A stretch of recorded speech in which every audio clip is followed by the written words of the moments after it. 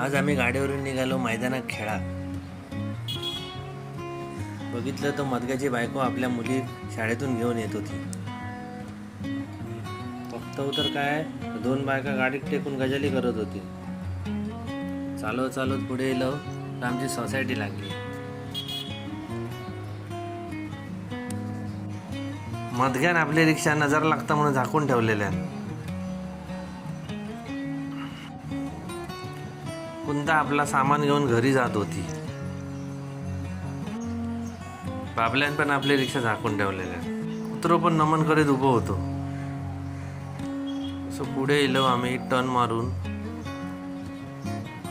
पोरांची शाळा सुटलेली होती. जरा हळूहळू गाडी नेऊ पाहिजे म्हणून जरा गाडीचं स्पीड कमी केलं. तर सुगंधा आपल्या मुला गोष्टी सांगत जात होती. थोडा पुढे येलो तमका तो कदमांचं गोटू सायकल चालवताना दिसलो. मेलो मध्येच चालवलो. जरा पुढे येलो तर परवाचा नातू एक बघून हसलो. पुढे येलं तर बघतो तर मैगो आणि त्याची बायको गाडीच्या मध्येच गेली. सावतीनेचं पोरगं पण मध्ये मध्ये चालत होतं. गाडी चालवूकच जागा नव्हती. पुढे मधू अण्णांनी शिडीचं घोडे ठेवलेला. एक तर चालक जागा नाही आणि घोडे मध्ये ठेवतात.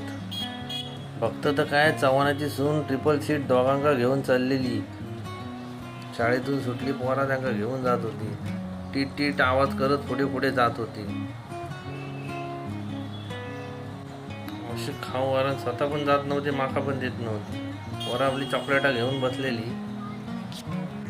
तेवढ्यातच पटेलान आपलं टेम्पो घातल्या. आता वडी काढत काढत ह्याच्या मागून जावचा लागतला. ही तर माका चिकटून चिकटूनच चालत होती.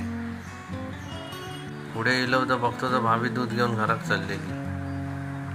आम्ही आमची गाडी टेम्पोच्या मागून ढकलीत होतो. अवश्य खाऊ वरण माझी गाडी मध्येच बंद पडली. लगेच चव्हाणीने आपली गाडी घेऊन पुढे गेली. बघताव तर काय, वाडेकराच्या आबा पिशवी हलवीत चालले होते. मग काय मी ऐकतंय काय, माझी गाडी मी रेमटवले आणि गेले मी चव्हाणीच्या पुढे. ट्रॅफिक पोलीस काम सोडून गप्पा मारत उभं होतो. तर का आम्ही चकवून निघून गेलो. सलानचं बाबू गाडीच्या मध्ये तोंड टाकून निघून गेलो. मेन रोडला लागल्याबरोबर गाडी 5 मिनिटात मैदानात घेऊन गेले. पुढे गेलो तर बघतो तर काय, गाणे आणि रघु गप्पा मारत चालले होते. सांगवेकरांचा शिल्पा नुकताच कॉलेजात